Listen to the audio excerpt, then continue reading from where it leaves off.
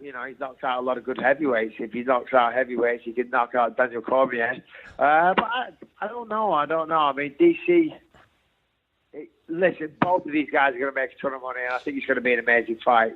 So I think you've got to favour Stipe, if I'm honest. I mean, best of luck to Daniel, and with his style, his forward pressure, and of course his wrestling background, he's definitely got a really, really good chance. But I feel like it would be disrespectful to Stipe to say that Stipe also, I'd put my money on Stipe, let's just say that. But it's going to be a close fight. Has any fighter ever gotten mad at you for not picking them? Oh, it happens all the time. At the end of the day, I work on TV, and you got to make a prediction. That's our job. So prove me wrong. I mean, sometimes I've had a couple of people, talk a bit of shit. I can't remember who, but it is a difficult position because sometimes, like when I'm warming up for a fight, and then they play the pre-fight show, it's on the TV in the locker rooms, and then you see them talking about your fight, and then you see them pick against you.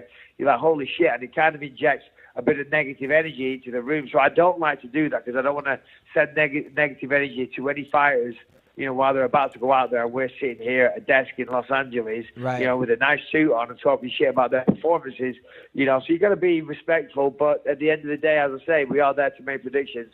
Yeah, of course. Now, Colby Covington's he's calling in a little bit. Now, Colby went from being kind of not a no-name guy. People weren't really talking about him. He was, kind of a fringe top 10 guy. Then he sort of adapted this whole kind of Chael Sonnen, Donald Trump, mixed in with Conor, mixed in with, I don't know, persona. Baroni. Baroni. I mean, you name him. And now people are talking about him, but not necessarily in a good way. But what are your thoughts about him? Yeah, listen. I mean, Jesus Christ, have I said things I regret over the past? Of course I have, yeah. I probably said some I regret today. But he's a fucking idiot, let's be honest. Come on, man. Come on, look at him. He's a fucking embarrassment to himself. You see him at that press conference last week with that terrible suit on. Looked like some fucking pimp from the 80s. You know what I mean? He's terrible, man. He's terrible. He just needs to stop trying so hard. Stop trying to be a dick. Obviously, being a dick comes naturally for him, so why is he trying so fucking hard? Right. I mean, but it has gotten him, though, like where he is, right? I mean, it seems like a lot of these... No. I mean, where's he got? He hasn't got anywhere yet. You know what I mean? He's had a couple of fights. He beat Damian Maia, I think. Was it Maia? Yeah, he beat Maia. Talked a ton of shit. Then he fucking got a boomerang, chucked at his head off for Richard Verdum, and then went running to the police like a little baby.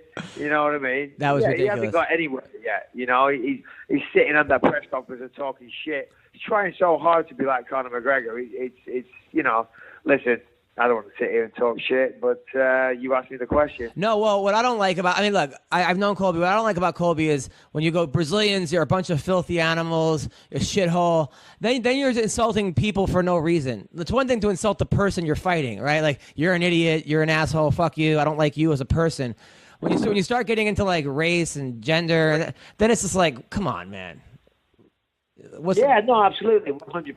If you're fighting someone at the end of the day, a few words doesn't matter. If it makes the fight interesting, if it helps you get through your day, if it motivates you in training camp, all good. If it generates hype in the fight, even better, But when you're just saying things for the sake of it, to be a dick, it's like, come on, man. And as you say, you can't bring people's families, race, religions, countries, all that into it. It's just, there's no need for it. And Jesus Christ, that's coming from me, So I've said plenty of dumb shit over the years, but I don't think I've ever attacked people just for the sake of attacking them, you know what I mean? Right. Generally what happens is you're going to fight someone, they do an interview, say they think they're going to beat you, so you take offense to that, so you say something back, and the next minute it deteriorates and you're in the gutter talking shit. But, whatever, man. Good luck to him. Now, I saw you in that the movie with Vin Diesel. You did great, by the way. Triple X. Do you have an acting coach? Do you get nervous? Because you're not a trained actor as opposed to these other guys. Like, is it hard? Do you feel like you're kind of the new kid on the block? Well, yeah. I mean, I have an acting coach, and I've worked at this for a long time now. I've started acting in 2009, and I've got a great agent. Career-wise, everything's going really well. Got a couple of other big projects coming up. We're doing another Triple X in January.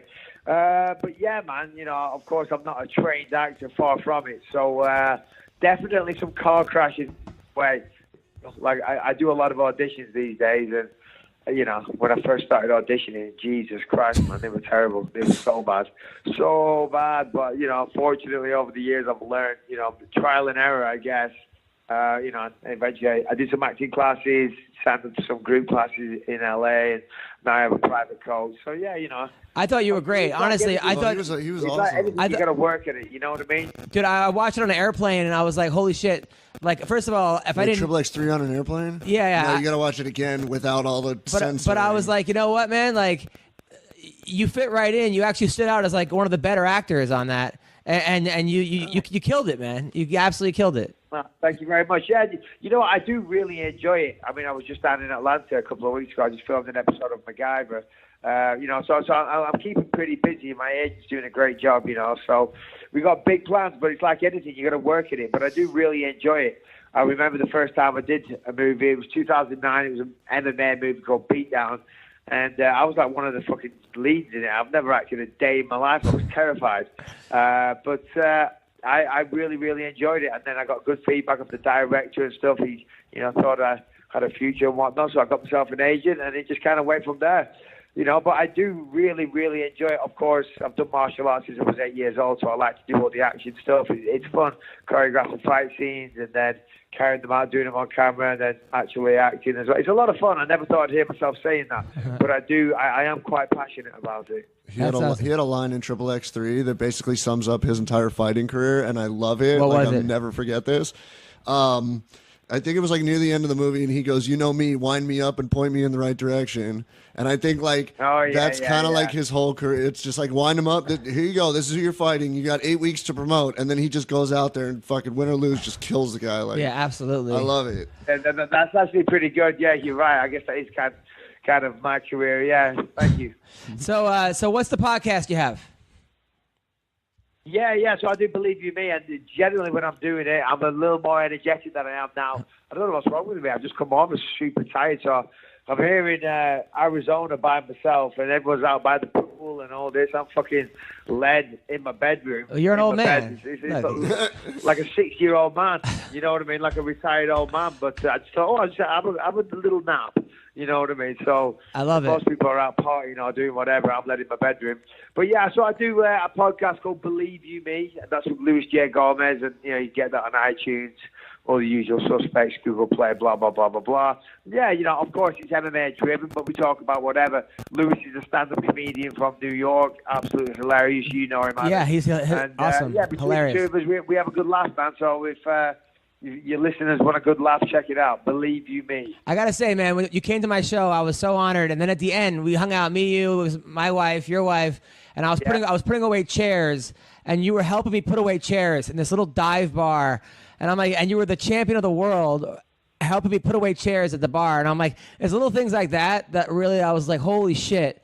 Like a lot of guys, athletes out there would not. You're just like, fuck it. You're like, helping me move tables. I'm like, that meant a lot to me, man. That really meant a lot. Well, thank you. Yeah, no, I appreciate that. Listen, at the end of the day, you know, people have got to, a lot of people get carried away with themselves, you know what I mean? We fight in the UFC, we fucking step into a cage and we punch each other in the face. You know, so I don't know why people let them, you know, they let it get to the head. They think they get ideas about the station. We're just human beings. We're just people, and we fucking get punched in the face. We're not rocket scientists. I was at the airport last night speaking to a woman that's a rocket scientist for NASA. Now there's someone that should be fucking proud of themselves. You know what I mean?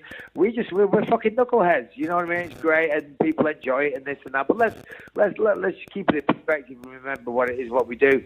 You know, winning a belt. Yeah, I mean that's cool. That's great. It's awesome, but it doesn't change who you are as a human being or as a person. You know, so I know a lot of people will probably hear me talking like this and think, fucking hell, this is the Michael Bisping that we know.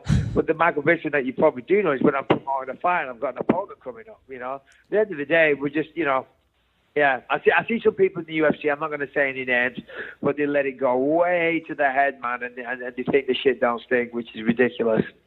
Well, thanks, man. Thanks for coming on the podcast. Keep up the great work, and take care, Mike. Yeah, anytime. No, my apologies. As I say, I'm half asleep here. I don't know what's wrong with me. I think someone's drunk my drink or something. But, yeah, man, Adam, keep up the good work. You're absolutely fucking hilarious.